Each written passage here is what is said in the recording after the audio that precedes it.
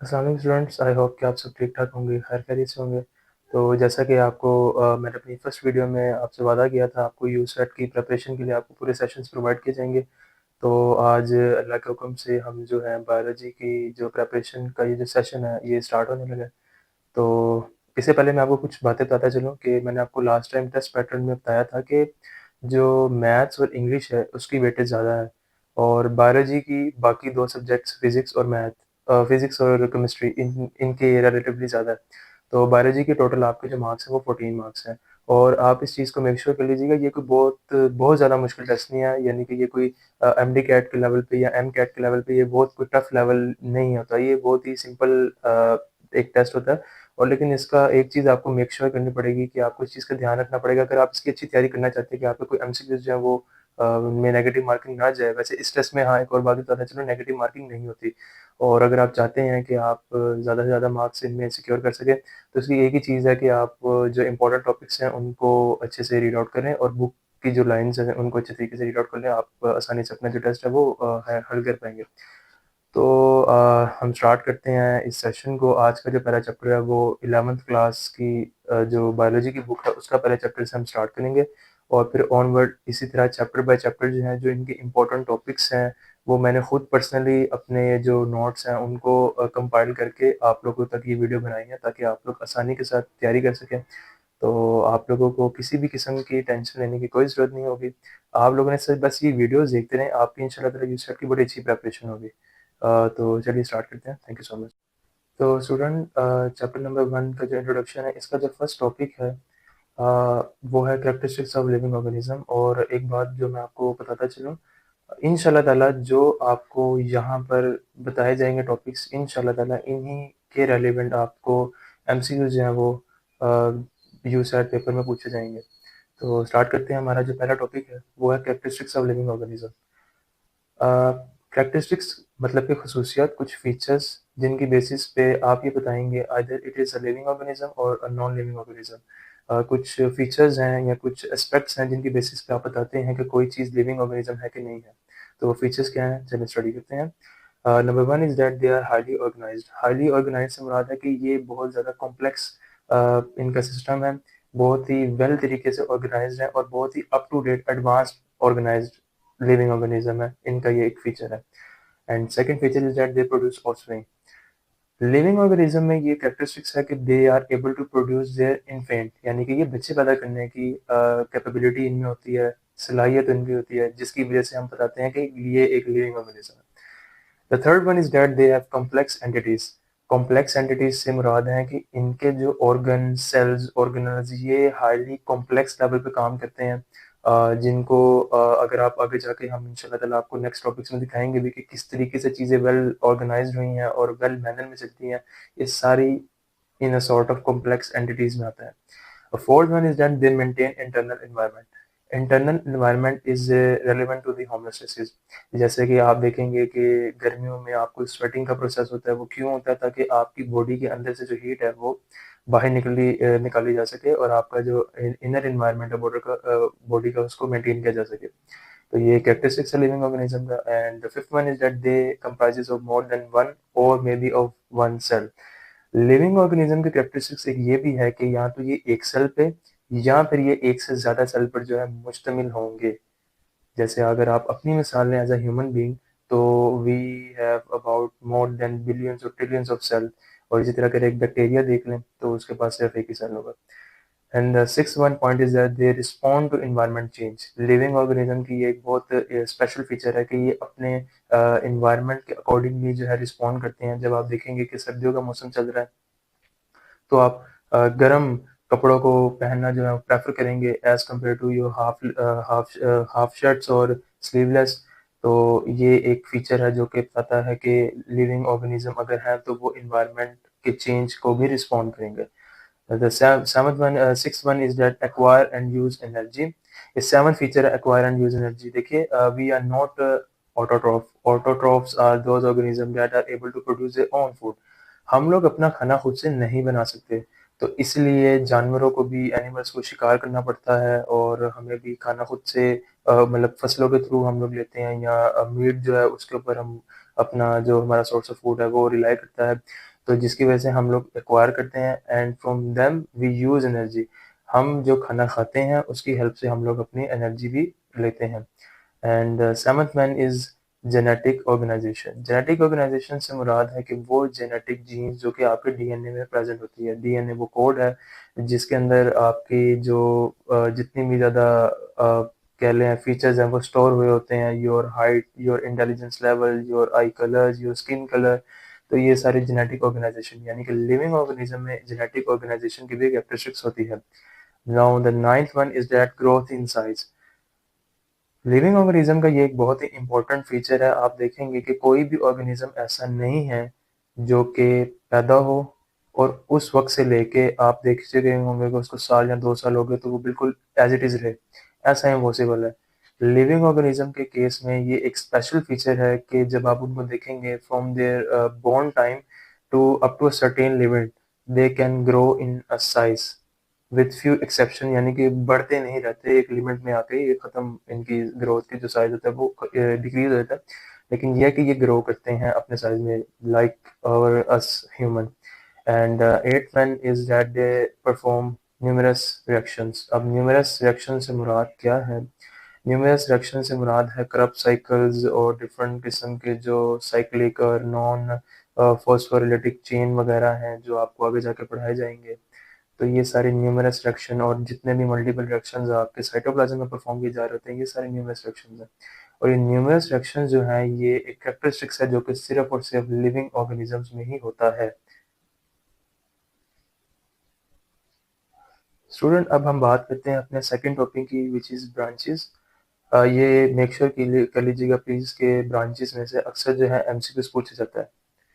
Branches मैंने जिस तरह लिखी हैं यहाँ पे आप लोगों ने देखेंगे कि मैंने इंपॉर्टेंट इंपॉर्टेंट पॉइंट्स जो हैं उनके अकॉर्डिंगली डेफिनेशंस लिखी हुई हैं और आपने एमसीक्यूज में भी इन्हीं पॉइंट्स के अकॉर्डिंग आपने मेंशन करना है। आपको पता भी चल जाएगा कि कौन सी ब्रांच किससे डील करती है और कौन किससे डील किया जाता है। तो स्टार्ट करते हैं इनको। तो सबसे पहले जो हमारी ब्रांच है वो है ecology. It is the branch of biology in which we study the relationship of organism with environment, यानी कि रिलेशनशिप है हमारा ऑर्गेनिज्म का हमारे एनवायरनमेंट के साथ, इसको स्टडी करना इकोलॉजी कहलाता है।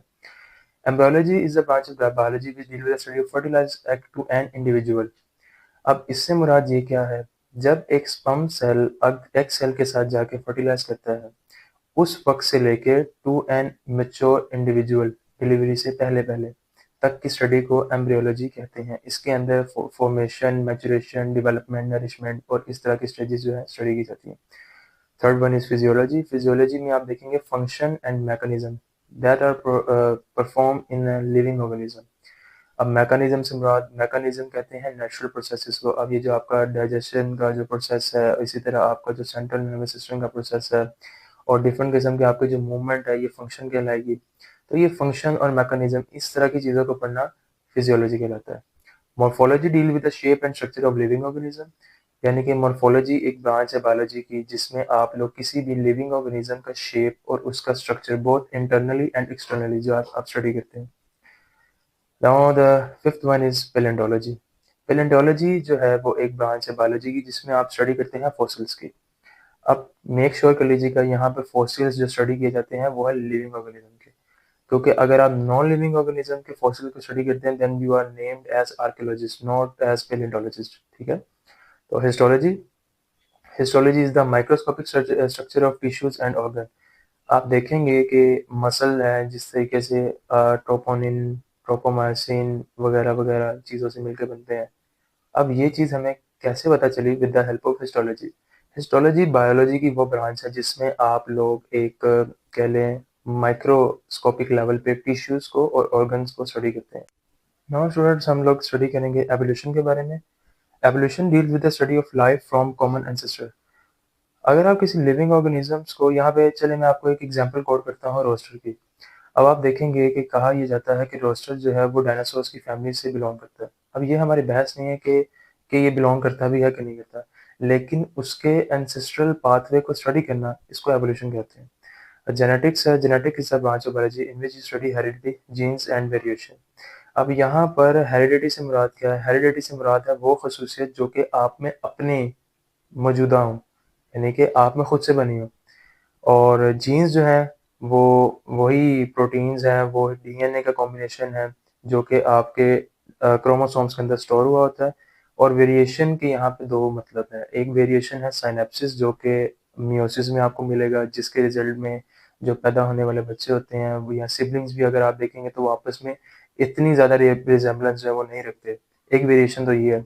और दूसरा वेरिएशन यहाँ पे लीड करता है कि जब आप आगे जाके स्टडी करेंगे कि एक अमीनो एसिड जब फेल हो जाता है अपने आप को जॉइन करने में, तो आपको सिकल सेल एनीमिया से डील करना पड़ता है। एक वेरिएशन है ये जो कि जेनेटिकली डिफेक्ट कर देती है आपको। तो एक और अब स्टडी करते हैं ज़ू जियोग्राफी।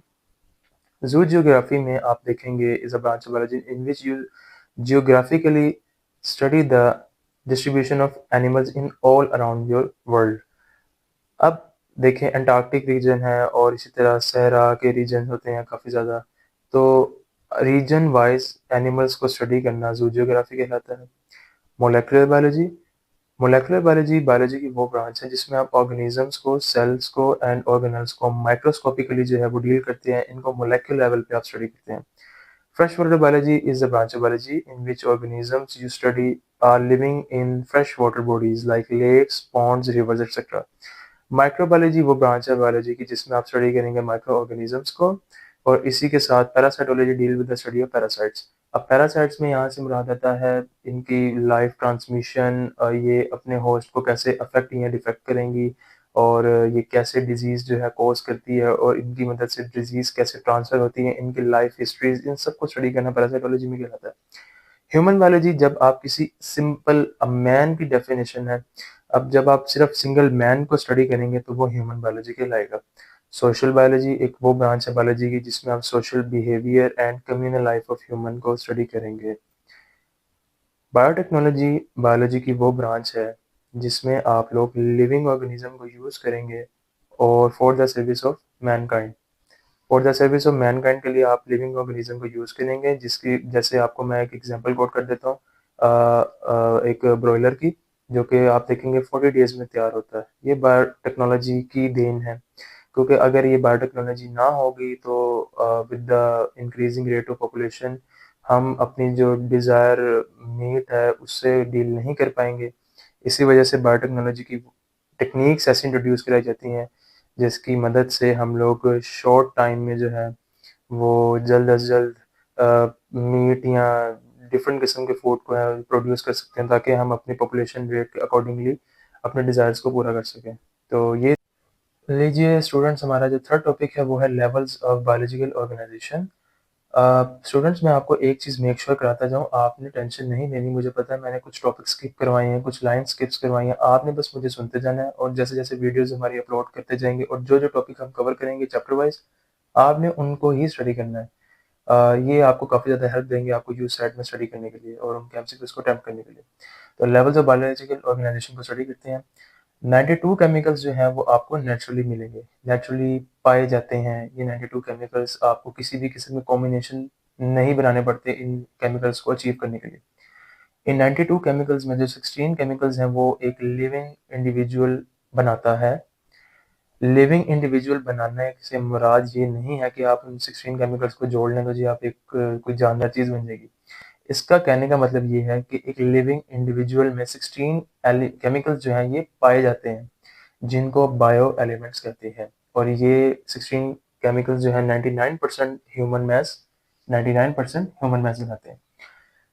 अब इन बायोलॉजिकल ऑर्गेनाइजेशन की जो है वो 3 कैटेगरीज में डिवीजन हुई है: major elements, minor elements and trace elements. अब मेजर एलिमेंट्स क्या है? मेजर एलिमेंट्स में आता है phosphorus, calcium, nitrogen, hydrogen, carbon and oxygen with their designated percentages. और माइनर एलिमेंट्स में जो है potassium, sulphur, chlorine, sodium, magnesium and iron with their designated percentages. अब इन द ट्रेस एलिमेंट्स आप देखेंगे कि आ जाएगा कॉपर, जिंक और आयोडीन। कॉपर, जिंक और आयोडीन की परसेंटेजेस नहीं दी गई क्योंकि ट्रेस एलिमेंट्स कहते हैं वो एलिमेंट जिनकी मिकदार जो है वो ना होने के बराबर हो। इसी वजह से इनको ट्रेस एलिमेंट कहा जाता है। इसी वजह से आप देखेंगे कि इनकी वैल्यू जो है वो नहीं लिखी हुई। Now students, we are moving towards our levels. ये लेवल्स को ना समझने की आपको ज़रूरत है, मतलब एक तरह का गो थ्रू जो मैं आपको करवा रहा हूँ बस उसी की ज़रूरत है, क्योंकि ना 1-2 दफ़ा इनसे भी एमसीक्यूज़ रिलेटेड भी इनका आया हुआ है। लेवल्स क्या है कि कैसे एक चीज़ मिलती है और फिर आगे वो कैसे बढ़ती जाती है, मतलब मैं अभी आपको समझाऊँगा तो आपको समझ लग जाएगी, उसके रिलेटेड है ये। तो सबसे पहले जो चीज़ बनती है वो है एटॉमिक एंड सब एटॉमिक लेवल। ये वो लेवल है जिस पे आप इलेक्ट्रॉन, प्रोटॉन और न्यूट्रॉन को स्टडी करेंगे। देन ये चीज़ें कंबाइन करेंगी और फिर उसके बाद जो बनाएँगी वो बनाएँगी molecular level. Molecular level is established with the formation of or recombination of atoms or subatoms। तो मोलेक्युलर लेवल जो है वो 2 चीज़ों में डिवाइड है, एक माइक्रो लेवल में और एक मैक्रो लेवल में। माइक्रो से सेंस आ रही है आपको जो रिलेटिवली स्मॉल है as compare to macro level के। तो माइक्रो लेवल में जो है वो H2O और CO2 एटसेट्रा की एग्ज़ाम्पल आती है, और जो मैक्रो लेवल है इसके अंदर आपका डीएनए और प्रोटीन्स आ जाएगी। और अगर मैं आपको थोड़ा-सा और आसान करता चलूँ, जो अमीनो एसिड्स हैं, वो माइक्रो लेवल है। अमीनो एसिड्स जैसे जुड़ते चले जाएँगे, वो मैक्रो लेवल में क्रिएट होते जाएँगे और आपको as a result and result proteins की शेप में मिलेगा। अब लास्ट है organelles and cell. Molecular level से आप मूव करेंगे ऑर्गेनेल्स एंड सेल पे। ऑर्गेनेल्स सेल के अंदर पाए जाने वाले जो ऑर्गन्स एक तरह के होते हैं, उनको ऑर्गेनेल्स कहा जाता है। जिस तरह के nucleus, mitochondria, endoplasmic reticulum etcetera, ये है ऑर्गेनेल्स। सेल जो हैं, जो कवर अप करते हैं, जो कि ऑर्गेनेल्स पर मुश्तमिल होते हैं, उनको सेल कहते हैं, जैसे RBCs, white blood cells, neuron cells, eye cells etcetera. Students, organelles and cell से हम लोग मूव करेंगे टिश्यू लेवल पे, यानी कि ऑर्गेनेल्स और सेल जो है वो कंबाइन करेंगे और जो नई फॉर्मेशन एक बनेगी उसको आप कहेंगे टिश्यू लेवल। टिश्यू लेवल की एग्जांपल्स आप देख लीजिएगा, epithelial cell and epidermal cells, जो कि आपकी डिफरेंट किस्म के ऑर्गन्स की लाइनिंग में पाए जाएंगे। टिश्यू लेवल आपस में कंबाइन करेंगे और जो नेक्स्ट सिस्टम और सीक्वेंस आपको मिलेगा वो है ऑर्गन एंड सिस्टम। ऑर्गन तो एक ज़ाहिर है एक ऑर्गन है जो कि एक फंक्शन परफॉर्म करेगा, लेकिन ये जो ऑर्गन दूसरे ऑर्गन्स के साथ मिल के जो एक ऑर्गेनाइजेशन को डेवलप करेंगे उसको सिस्टम का हम नाम देंगे। ऑर्गन की एग्जांपल आ जाएगी हार्ट, आपके लंग्स, आपके टंग एटसेट्रा। स्टमक ये ऑर्गन है। लेकिन जो डाइजेस्टिव सिस्टम का जो अमल है वो जिस तरीके से होता है कि आपके स्टमक में पहले फूड जाता है, आपके फैट्स, प्रोटीन, स्टार्च वगैरह ब्रेक डाउन होते हैं और फिर वो इंटेस्टाइन की तरफ मूव करता है, फिर वहाँ से एब्जॉर्प्शन होती है। ये डाइजेस्टिव सिस्टम है, ये सिस्टम की एक रिप्रेजेंटेशन है। इसी तरह सेंट्रल नर्वस सिस्टम है।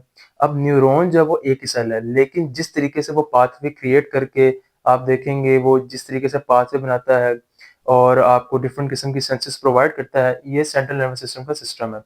ऑर्गन एंड सिस्टम जो है ये फर्दर मिलके जो है एक इंडिविजुअल बनाते हैं, यानी कि लिविंग ऑर्गेनिज्म, एक एंटायर बॉडी, एक वजूद जो है वो आपके सामने आएगा, जिसको आप इंडिविजुअल कहते हैं।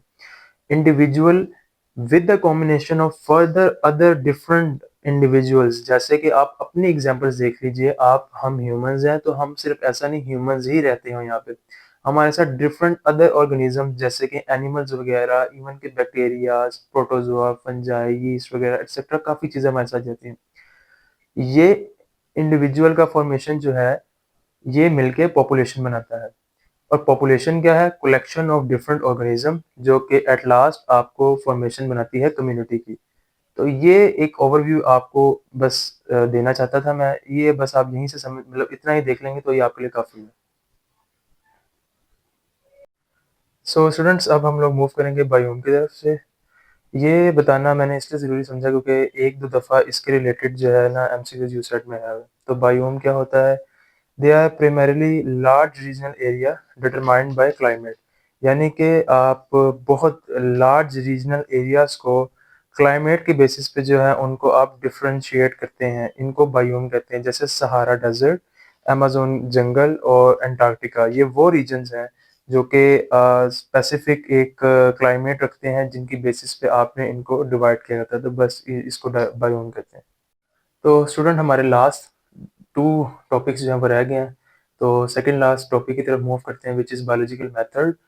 तो बायोलॉजिकल मेथड जो आपने 9th में पढ़ा हुआ है ये बिल्कुल वही है। तो इसका बस एक ओवरव्यू दे रहा हूँ और ओवरव्यू की हद तक ही ये आप लोगों के टेस्ट के लिए ही इम्पोर्टेंट है।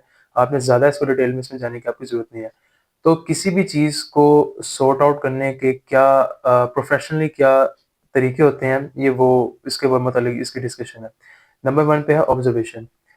जब आप किसी चीज़ को बायोलॉजिकली आपने डिक्लेयर करना हो अपने रिसर्चेज़ में, तो सबसे पहले जो चीज़ होती है वो होती है observation. Observation which is established using your 5 senses. आपने आपको पता होगा आपके 5 सेंसेस जो हैं, टच है, स्मेल, टेस्ट, साइट एटसेट्रा, ये यूजिंग दीज़ 5 सेंसेस आपकी ऑब्जर्वेशन जो होती है वो एस्टैब्लिश होती है। ऑब्जर्वेशन को 2 कैटेगरीज़ में डिवाइड किया जाता है, एक है क्वांटिटेटिव और दूसरी है क्वालिटेटिव। क्वालिटेटिव जो है वो with the help of senses, यानी कि ये सेंसेस के थ्रू डिटरमाइन की जाती है, और जो क्वांटिटेटिव है वो with the help of ratio जो है आप उनको शो करते हैं। और मैं आपको बताता चलूँ कि जो क्वांटिटेटिव ऑब्जर्वेशन है वो ज़्यादा प्रेफरेबल होती है as compare to qualitative. Second जो है इसका वो है हाइपोथेसिस। ऑब्जर्वेशन जब आप बना लेते हैं उसके बाद आती हैं आपकी हाइपोथेसिस। हाइपोथेसिस क्या होती हैं? Hypothesis basically explanation of observation. आपने जो चीज़ ऑब्जर्व की होती है, आप उसी को एक एक्सप्लेनेटरी वे में लेके जा रहे होते हैं, जिसको हाइपोथेसिस कहते हैं। Third one is reasoning.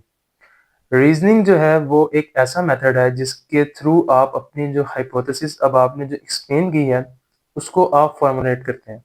Reasoning की फर्दर 2 टाइप्स हैं, एक है डिडक्टिव और एक है इंडक्टिव। इन दोनों को आसान तरीका समझने का ये है, देखिए डिडक्टिव का मीनिंग होता है काटना, टू सेपरेट। ये जो डिडक्टिव रीजनिंग है ये जनरल टू स्पेसिफिक की तरफ मूव करती है, और इंडक्टिव रीजनिंग जो है वो स्पेसिफिक टू जनरल की तरफ मूव करती है। अब डिडक्टिव रीजनिंग की मैं आपको बुक की एग्जांपल ही कोट कर रहा हूँ कि आप देखेंगे, आप एक एग्जांपल कोट करते हैं कि आप कहते हैं कि ऑल बर्ड्स हैव फेदर। अगर सब परिंदों के पास पर हैं, तो फिर स्पैरो जिसके पास पर है उसको भी बर्ड की कैटेगरी में ही कैटेगराइज्ड किया जाएगा। अब जनरल आपने जो यहाँ पे लिया था वो थे बर्ड्स, दे हैव विंग्स, और स्पेसिफिक की तरफ हम मूव करके गए हैं, sparrow which is also have wings. अब इंडक्टिव जो है वो जाएगा स्पेसिफिक से मेन की तरफ, स्पेसिफिक टू जनरल। अब स्पेसिफिक जो है यहाँ पे, अब आपने देखा कि अब इसको उल्टा कर लीजिएगा, रिवर्स कर दीजिए इसको। जैसे आप कहते हैं sparrow is a bird and it has a wing, तो अब आप जब जनरल की तरफ मूव जाएंगे तो आप कहेंगे it means all the birds have wings. तो जनरल टू स्पेसिफिक की तरफ जाना, स्पेसिफिक टू जनरल की तरफ जाना इंडक्टिव रीजनिंग कहलाता है। उसके बाद रीजनिंग जब आपकी बन जाती है तब आप करते हैं थ्योरी की तरफ, थ्योरी की तरफ जाते हैं।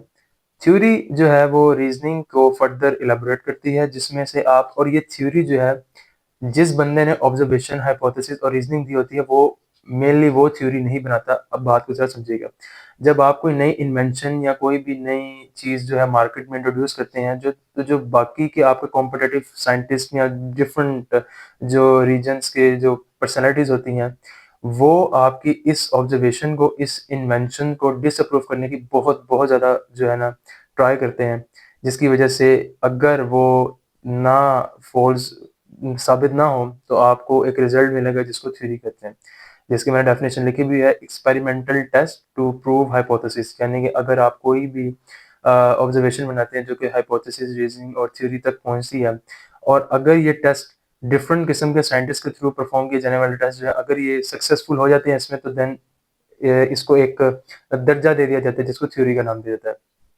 थ्योरी से जो फिर चीज़ है वो साइंटिफिक लॉ में आती है, और यहाँ तक 90% ऑफ द जो वर्ल्ड में हमारी चीज़ें वो थ्योरी तक ही महदूद रहती हैं। उसके बाद लॉ जो है वो बनाना कदरे मुश्किल होता है एज कम्पेयर टू थ्योरी, क्योंकि लॉ जो है वो आपके नेचर का कांस्टेंट फैक्ट भी होना चाहिए। अगर ये कांस्टेंट फैक्ट नेचर का नहीं होगा then it would not be a part of scientific law. जैसे आपने मेंडलीव्स लॉ देखा होगा, तो इसी तरह के न्यूटन्स लॉ, ये सारे साइंटिफिक लॉ हैं जो कि कांस्टेंट फैक्ट पे बने हैं नेचर के, यानी कि नेचर के उन फैक्ट पे बने हैं जो कि कांस्टेंट है, उनमें छेड़खानी नहीं आप कर सकते कि एक ही फैक्ट पे बने हैं। Now we are moving towards our last and final topic which is biology and the services of mankind. इस टॉपिक में हम लोग स्टडी करेंगे कि बायोलॉजी का इंसानियत की खिदमत के लिए क्या रोल रहा है। क्या रोल रहा है, वो कुछ ये रोल्स हैं, इनको स्टडी कर लेते हैं। Increase food production. बायोलॉजी की हेल्प से, मैंने आपको पहले भी ये बात की थी कि with the increasing rate of population उनकी डिज़ायर्स को मीट करने के लिए बायोटेक्नोलॉजी के थ्रू हमने फूड की प्रोडक्शन जो है वो इंक्रीज़ की, जो कि ऑब्वियसली बायोलॉजी की देन है। उसी के साथ cloning, with the help of cloning Mankind की सर्विस की गई। इसकी मैं एक छोटी-सी आपको एग्ज़ाम्पल देता हूँ, bull prize. Bull winning prize जो है वो उन बुल्स को कहा जाता है जो कि मुकाबले लड़ते हैं, जिस्मानी तौर पे काफ़ी ज़्यादा मज़बूत होते हैं। अब प्रॉब्लम ये है कि इस तरह के जो तंदुरुस्त और ज़रा हट्टे-कट्टे जो बुल होते हैं, ये मार्केट में काफ़ी रेयर पाए जाते हैं। इसी वजह से या तो इनकी सिलेक्टिव ब्रीडिंग कराई जाती है या तो इनकी क्लोनिंग कराई जाती है, ताकि एज़ इट इज़ इनको वही प्रोडक्ट दोबारा मिले और फिर जो है इनका जो काम है वो चलता चला जाए। इसकी एग्ज़ाम्पल एक और ले लें, अगर कोई एक फीमेल काऊ है और अगर आप देखते हैं कि जी उसकी जो दूध देने की प्रोडक्शन रेट जो है वो बहुत ज़्यादा हाई है। लेकिन अब आपको ये नोट करना पड़ेगा कि ये हर गाय नहीं इस तरह करेगी। तो इसलिए आपको क्लोनिंग करनी पड़ेगी, ताकि जो इसी के क्लोनिंग के थ्रू आप वही एक एग्ज़ैक्ट रेप्लिका बनाएँ क्लोनिंग के थ्रू उस काऊ का, जो कि ज़्यादा दूध देती थी। इसकी मदद से आपके फूड प्रोडक्शन में मज़ीद इज़ाफ़ा होगा। बायोपेस्टिसाइड्स का भी काफ़ी रोल रहा है सर्विसेज़ ऑफ मैनकाइंड में, क्योंकि बायोपेस्टिसाइड्स के मदद से आपकी जो फसलों में जो कीड़े लगते थे या जो खाना जिसको स्टोर किया जाता है, जिसको कीड़े लग जाते थे और खाना ख़राब कर देते थे, with the help of biopesticides, mankind is able to store their food up to the long time. इसी तरह इंटीग्रेटेड डिजीज मैनेजमेंट, डिजीजेस देखेंगे डिफरेंट इराज में काफ़ी ज़्यादा डिजीजेस आई जिसकी वजह से बहुत सी इंसानियत जो है वो अ, मारी गई और पॉपुलेशन रेट का जो है बहुत ज़्यादा डिक्लाइन देखा गया। अब इंटीग्रेटेड डिजीज मैनेजमेंट कहते हैं वो मैनेजमेंट जिसमें आपके पास जितने भी पॉसिबल वेज होते हैं किसी भी डिजीज को रोकने के लिए, आप वो सारे यूज कर देते हैं। तो इसको इंटीग्रेटेड डिजीज मैनेजमेंट कहते हैं। हाइड्रोपोनिक कल्चर टेक्निक, ये एक बड़ी जबरदस्त टेक्निक है जिसमें आप जो है एक सीड को पानी के अंदर उगाते हैं। ठीक है? अब पानी के अंदर आप उगाते हैं और ये बेसिकली डिफरेंट सेट्स होते हैं और मतलब शीशे के ग्लास होते हैं और हर ग्लास के अंदर डिफरेंट डिफरेंट सीड्स जो है वो उगाए जा रहे होते हैं। अब डिफरेंस ये रहता है कि किसी सीड में किसी न्यूट्रिएंट्स की मिकदार ज़्यादा होती है और किसी में कम होती है। इसी तरह कम ज़्यादा करते ये लोग एनालिसिस करते हैं इस चीज़ का कि कौन-सा न्यूट्रिएंट ऐसा है जो किसी प्लांट की ग्रोथ के लिए ज़्यादा जो है वो सोफिस्टिकेटेड है। तो इसी वजह से हाइड्रोपोनिक कल्चर टेक्निक की वजह से हमें ये पता चलता है कि ये न्यूट्रिएंट्स जो है या ये जो चीज़ है ये एक प्लांट्स की ग्रोथ के लिए बहुत ज़्यादा असरअंदाज़ है। तो जो कि बायोलॉजी की ही एक देन है और इसी के साथ जो लास्ट वन है वो है पाश्चराइज़ेशन। अब पाश्चराइज़ेशन एक ऐसी टेक्नीक है जिसकी मदद से आप दूध की जो लाइफ स्पैन है उसको इंक्रीज़ कर देते हैं। यानी कि आप अबाउट 102 डिग्री सेल्सियस या कभी 72 डिग्री सेल्सियस पे जो है वो मिल्क को हीट करते हैं 1 से 2 सेकंड्स के लिए, जिसकी वजह से क्या होता है कि जो दूध की जो लाइफ स्पैन है वो इंक्रीज़ हो जाता है। अब ये सारी बायोलॉजी की देन है जो कि मैनकाइंड की सर्विस में काम आती है। अब डिज़ीज़ कंट्रोल में बायोलॉजी का क्या रोल रहा है? सबसे पहले तो आता है प्रिवेंशन। प्रिवेंशन से मुराद है कि आपने पहले तो उन चीज़ों की तरफ जाना नहीं है जो डिज़ीज़ कॉज़ करें। लाइक अगर आप हेपेटाइटिस की बात करेंगे तो आपको प्रिवेंशन से प्रिकॉशनरी मेजरमेंट्स जो होती हैं वो ये है कि आपने ट्रांसफ्यूजन ब्लड जो है उनका यूज़ कम से कम करना है। आपने यूज़ नीडल्स और सिरिंजेस जो है उनका यूज़ कम से कम करना है। तो ये होती है प्रिवेंशन। और जो उसकी दूसरी बड़ी केस है वो है वैक्सीनेशन। वैक्सीनेशन का पता चले जाए तो ये एडवर्ड जनर ने इंट्रोड्यूस की थी 1796 में विद द हेल्प ऑफ काउपस। काउपस को लिया गया था और एक बच्चे के अंदर इंट्रोड्यूस किया गया था। जब वो बच्चा इसके अंदर रिकवर हुआ, इसी तरीके से फिर जो वैक्सीनेशन की थी उसकी क्रिएशन कर दी गई। Drug treatment, drug treatment disease को कंट्रोल करने में कैसे असरअंदाज रही है with the help of antibiotics, radiotherapy, chemotherapy and gene therapy. Antibiotics कहते हैं वो मेडिसिन जो कि बैक्टीरिया के खिलाफ जाती हैं, यानी कि इनका असर काफ़ी क्विक रहता है और आपकी बॉडी के अंदर मौजूद बैक्टीरिया को ये किल कर देती हैं। इसी तरह रेडियोथेरेपी, कीमोथेरेपी, जीन थेरेपी, ये सारी थेरेपीज़ जो हैं वो कैंसर के खिलाफ होती हैं, कैंसर्स के अगेंस्ट होती हैं। जैसे रेडियोथेरेपी में रेडिएशंस यूज़ की जाती है। कीमोथेरेपी में केमिकल्स की हेल्प से जो कैंसरस सेल होते हैं उनको डिस्ट्रॉय किया जाता है और जीन थेरेपी में क्या होता है, सिंपली जीन जो डिफेक्टेड जीन होता है उसको रिप्लेस कर दिया जाता है, जो कि जीन थेरेपी कहलाती है। Protection and conservation of environment क्या है? Industrialization, bioremediation and endangered species. अब ये क्या है चीज़ें, मैं आपको इसको इलैबोरेट कर देता हूँ। देखिए यहाँ पे ये बताया जा रहा है कि with the increasing rate of industrialization, जैसे आप देखेंगे लेदर की कंपनीज है, काफ़ी ज़्यादा डिफरेंट डिफरेंट कंपनीज हैं जो कि मार्केट्स में इंट्रोड्यूस होती जाती हैं, इंस्टॉल होती जाती हैं। लेकिन साथ ही साथ जो है वो इसकी खिलाफवर्जी काफ़ी की जाती है कि दरख्त इनके इर्द-गिर्द जो है वो नहीं लगाए जाते, जिसकी वजह से एनवायरनमेंट जो है वो पोल्यूट होता जाता है। इसी के साथ बायो रेमेडिएशन जो है कि हमें चाहिए कि हम with the help of living organism अपने एनवायरनमेंट को प्रोटेक्ट करने की कोशिश करें। यानी कि जैसे आप इसकी की एग्ज़ाम्पल अगर मैं कोट करना चाहूँ तो वो कुछ यूँ जाएगी कि एक एलगी है, जिसको कहते हैं कि अगर आप वाटर में उगाएँगे तो ये पानी में मौजूद जितने भी डिटॉक्सिफ़ाई केमिकल्स हैं उनको ख़त्म कर देती है या वाटर को क्लीन कर देती है, तो ये बायो रेमेडिएशन की एग्ज़ाम्पल है। इसी तरह जो एक भेड़ है वो काफ़ी ज़्यादा कीड़ों को खाती है जो कि फसलों में लगते हैं। तो ये बायो रेमेडिएशन वो प्रोसेस है जिसमें आप लिविंग ऑर्गेनिज़्म को यूज़ करते हैं, जिससे आपका एक तो एनवायरनमेंट भी प्रोटेक्ट रहे और दूसरा आपका डिज़ीज़ भी कंट्रोल रहे। लास्ट वन है एंडेंजर्ड स्पीशीज़। इस टॉपिक का मतलब ये था कि आप कैसे अपने एनवायरनमेंट को प्रोटेक्ट कर सकते हैं और उसको कंज़र्व कैसे रख सकते हैं। हमें एंडेंजर्ड स्पीशीज़ का ख़्याल रखना चाहिए। हमें इनका ज़्यादा से ज़्यादा जो शिकार नहीं करना चाहिए, इनकी ब्रीडिंग का भी ख़्याल रखना चाहिए। हर जगह जो है अगर आपको लगता है कि इनका रेट जो है प्रोडक्शन रेट डिक्लाइन हो रहा है, तो वहाँ पे एक स्पेशल सिक्योरिटी के साथ इनकी हिफाज़त करनी चाहिए। तो ये सब थी एंडेंजर्ड स्पीशीज़ जिनमें इनकी एक एग्ज़ाम्पल भी आ जाएगी हुबारा बस्टर्ड वगैरह और different kind of dolphins types. तो ये एक सॉर्ट ऑफ कह लें आप एक एक्सप्लेनेशन थी इन चीज़ों की। तो वैसे अगर मैं आपको बताता चलूँ ये यूसैट के से हम आगे ही चले गए काफ़ी। यूसैट में हालाँकि इतना नहीं आता, काफ़ी लो लेवल पे आता है उनका टेस्ट।